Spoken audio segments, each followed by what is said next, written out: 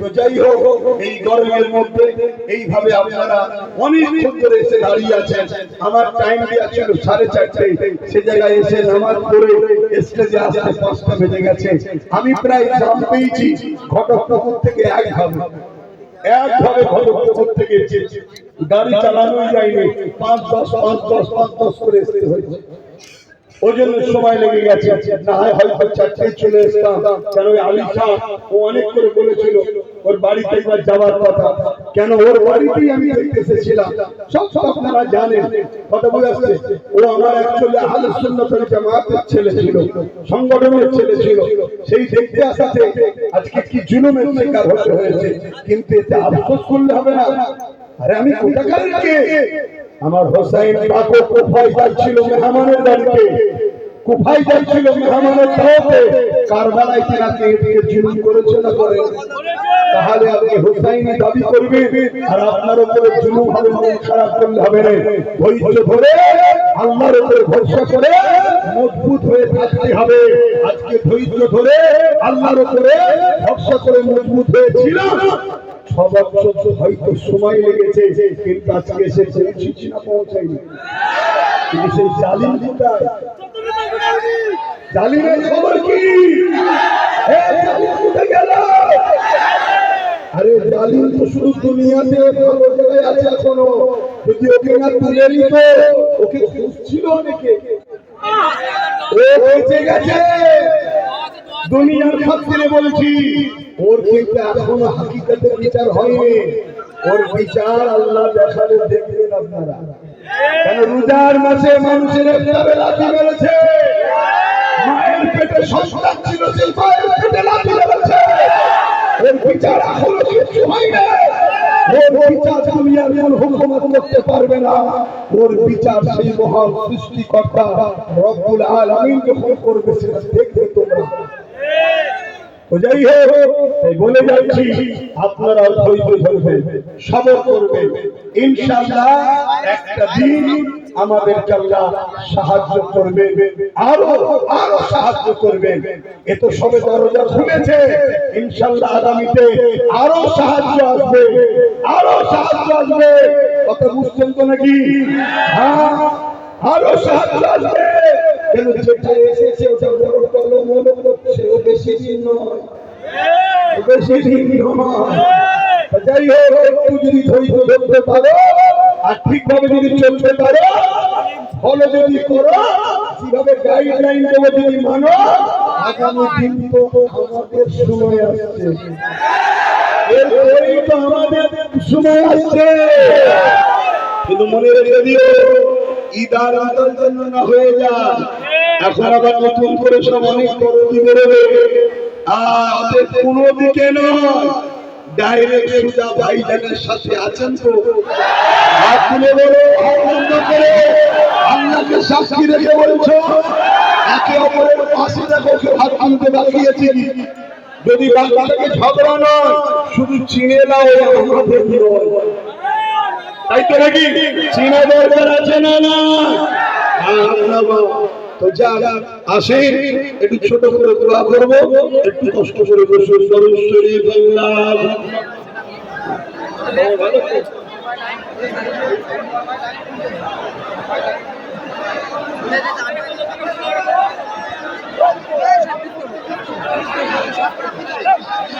ভাইরা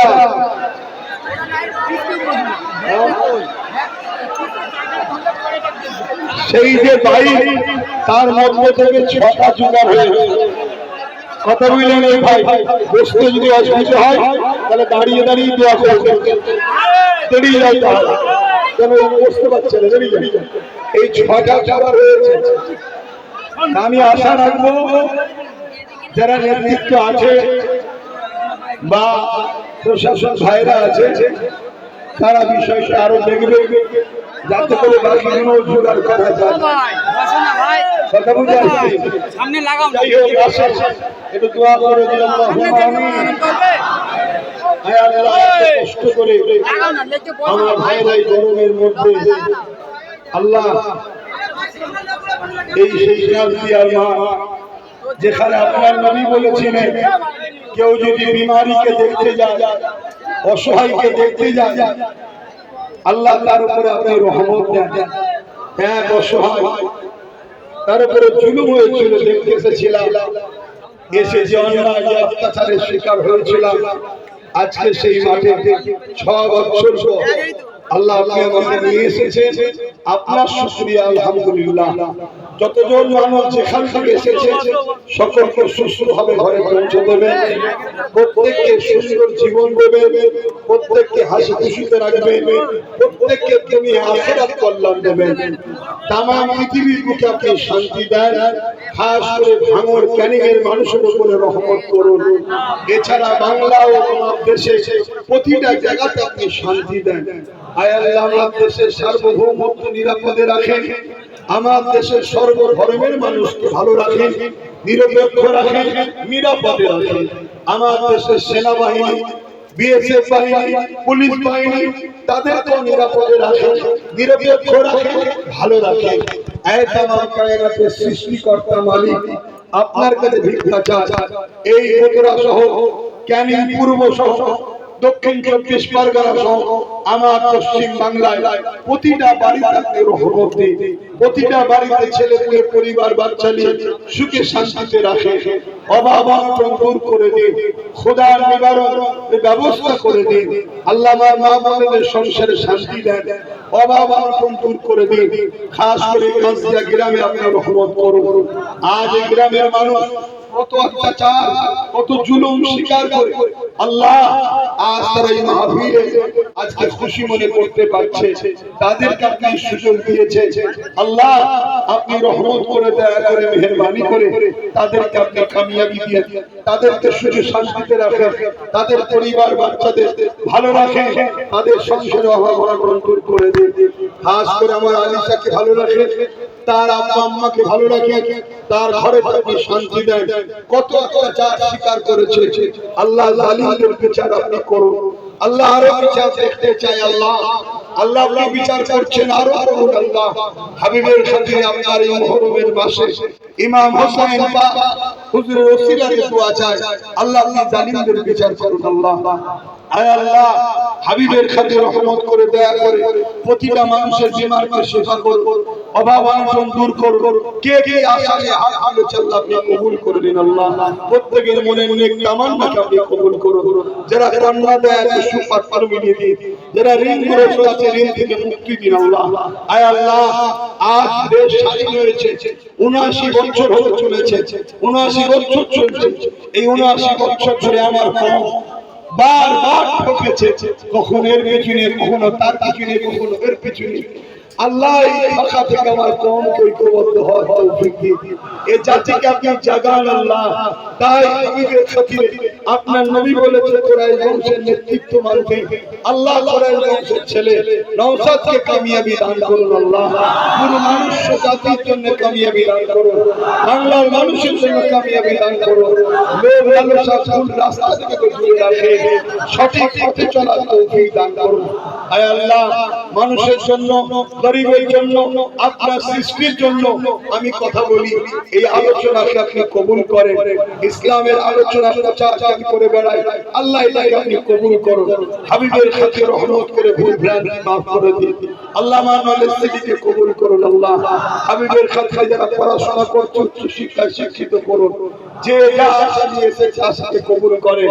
আমার মা বোনেদেরকে আল্লাহ তাদের মনের নেক আশাকে আপনি কবুল করেন। আল্লাহ এই এলাকায় আপনি মিল দিন, আল্লাহ শান্তি দিন। আল্লাহ নিজেদের মধ্যে জুলুম, অত্যাচার, অশান্তি থেকে দূরে থেকে একতা হয়ে থাকার তৌফিক দিন। আল্লাহ আল্লাহ ফিতনা ফাসাদ দূর করে দিন। আল্লাহ আল্লাহ হাবিবের খাতিরে রহমত করে, দয়া করে এক জালিমকে খতম করেছেন।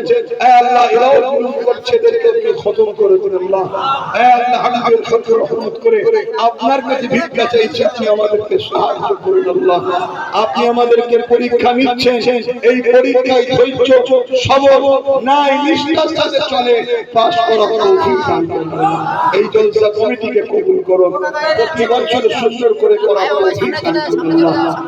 যারা বিগত দিন ভুল করেছে আল্লাহ যদি তারা তাদের ভুলকে বুঝে মানুষের কাছে ক্ষমা চায়, আয় আল্লাহ তাদেরকে আপনি হিদায়াতের রাস্তা দেখান।